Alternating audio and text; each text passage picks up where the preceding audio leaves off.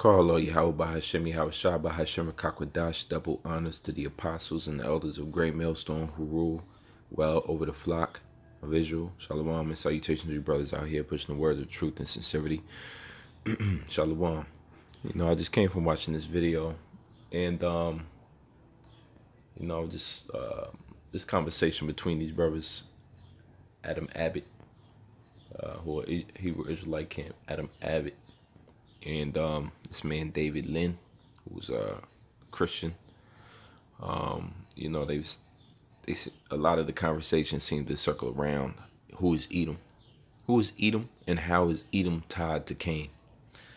And I just thought of a few scriptures that didn't get to come out in that video that I can bring out now. Now, when you're dealing with the case of Genesis 25, and it talks about Esau being red all over like a hairy garment, you know, they were going back and forth about what the name means, and there's a lot of confusion as far as, you know, the Christian church, as far as the meaning of names in Hebrew. So the Christians, first of all, is just starting to get into Hebrew and to Greek because of Hebrew Israelites. Never before has it been so important for a Christian to bring out a Hebrew meaning of a word, except after we've been doing it for the last, you know, our apostles and elders before us have been doing it for over 30 years, bringing out the Hebrew definitions of these English words. When you go into Genesis 25 and 27, here it says, "And the boys grew, and Esau was a cunning hunter, a man of the field, and Jacob was a plain man dwelling in tents." One thing we know is that the so-called white man today is the top hunter on the earth. He's a man of the field. He loves to be out shooting about, killing about, murdering about, setting up traps. That's all him. Setting up snares, taking down prey, preying on beasts, preying on men. That's his attribute. I mean, when you just measure it, think about it. As the boys grew, Esau was a cunning hunter. So Esau loved to hunt, and he was sharp, skillful, good at hunting. A man of the field. Now, if I picture a hunter today, there's only one person that pops into your mind. There's only one person that pops in your head. As a matter of fact, here it is. They call it trophy hunting. All right, trophy hunting. Let's check out trophy hunting pictures. So, as you can go through each one, you'll see a disregard for animal life, a disregard for, because they call it a sport, a disregard for the creatures of the earth, a disregard for the endangered species. The word endangered species in the first place, the fact that Esau coined this phrase, endangered species, we have to save the species. On one hand, he's the most peaceful man on earth, and the other man, he's just on the other side with no cameras around. He's just gunning down large animals who are on the endangered species list that he created. America Hunter and viral photo proud of the giraffe she killed. And the people who are upset mostly are not Edomites, not so-called white people, because they know it's in them, it's inbred in them. This man just takes down a buffalo, and they do it for sport. How is it sport when it's not even a game? It's not even fair to the other side. Just to say you took down a lion, trophy hunters. Just to say you did it. For what? You going to eat the meat? No.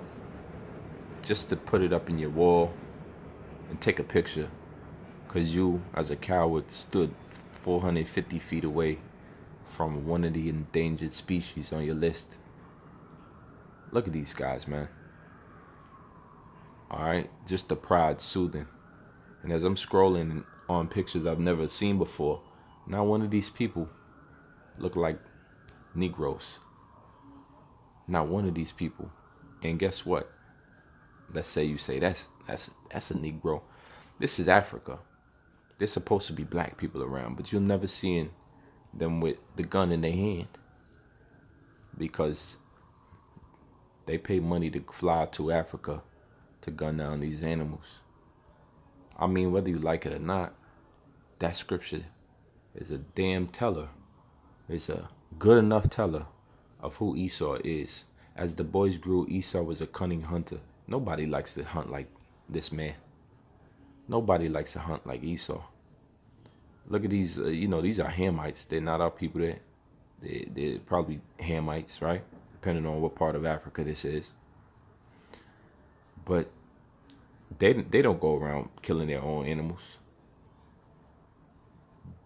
It's only the Edomites who they allow to come into their land for price to kill animals. To kill animals. Large animals that they would otherwise love. That don't make the Hamites any better of a people. They not. But Esau is that cunning hunter. This weapon that he's created, that the Lord allowed him to use, this sword, he takes down all types of prey. I mean, can't make this up. Who in their right mind would want to kill such a majestic creature like a giraffe, man? All right, or a lion, just for a photo op. What kind of rush do you get off of killing an animal that didn't even see you coming? But that's Esau. Once again, and Esau was a cunning hunter, a man of the field, and Jacob was a plain man dwelling in tents. So we could stop right there as far as who Esau is, or signals and signs of what type of man Esau was. So you could see it in his offspring. But as I continue, let's go into John 8:44. It says here in the King James, "Ye are of your father the devil." Yahushua is speaking to the wicked Pharisees and Sadducees. But he's saying you are of your father the devil. Now the father of the Israelites isn't the devil. He's saying their father is in fact the ones who they serve and worship, the ones who they secretly admire, the ones who they work for. Because you can do the work of Satan. That means your father is the devil. You do the work of your father. Yahushua did the work of his father. A good son does the work of his father. The wicked Pharisees and Sadducees were doing the work of the Roman Empire that was ruling at that time, that had jurisdiction and rule over Jerusalem, ruling through the leaders. The leaders are the ones who sell out first. The leaders are the ones who err and cause the rest of the people to err. So Yahushua was speaking expressly of the wicked, evil Jews, leadership of Jerusalem, bowing down to the leaders of Rome. It says, "In the lust of your fathers you will do." He was a murderer from the beginning. So during this conversation with David Lynn and Adam Abbott, David Lynn said, how can you equate Cain to so-called white man, or Esau? How can that Cain be Esau be Cain reincarnated? Well, it says he was a murderer from the beginning. He abode not in the truth, because there was no truth in him. The first murderer recorded in the scriptures is Cain. So it's referring to Cain. That's the father who they are being like, Cain. It says, when he speaketh the lie, he speaketh of his own, for he is a lie and the father of it. So those that do the bidding of Cain is being like the father Cain. All right, and the children and the offspring do exactly as Cain did.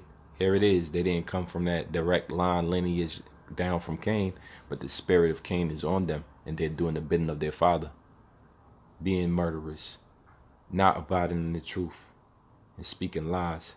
That's Esau. One of the lies that Esau spoke here can be found in this article from the New York Times. It says, "The Ape in American Bigotry," from Thomas Jefferson to 2019. Hitler found quite a bit to admire about this country during its apartheid period. Writing in the early 1930s, he attributed white domination of North America to the fact that the Germanic peoples had resisted intermarriage with and held themselves apart from inferior peoples, including the Negroes, which he described as half-apes. He was not alone in these sentiments. The effort to dehumanize black people by characterizing them as apes is central to our national history. Thomas Jefferson made the connection in his notorious book, Notes on the State of Virginia, in which he asserted fantastically that the male orangutans were sexually drawn to the Negro woman. Redefining Negroes not as human beings but as beasts, the nation rationalized subjugation and cruelty and justified laws that stripped them of basic human rights. So you created a system where you saw us, or you created a lie basically around the fact that we are indeed beast descendants of apes, Negroes in America. And so you started to begin to treat us as you treat the rest of the beasts, right?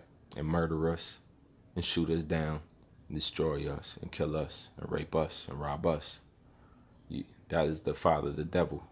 Esau is of his father, the devil, because he got the spirit of Cain on him, a murderer from the beginning. Proverbs 12:20, a righteous man regardeth the life of beasts, but the tender mercies of the wicked are cruel. What's going on, huh? Says, a righteous man regardeth regardeth the life of his beast, but the tender mercies of the wicked are cruel. And so that's Esau, not regarding the life of his beast, not having any mercy towards the beasts of the earth. That's his standard. That's who he is. Esau. Any animal out there. You can just Google any animal, then Google hunters, and you're going to see who the hunter and the beast man of the field and the cunning hunter is. That's Esau, the so-called white man. The Williams video is edifying. Until next time, Shalom.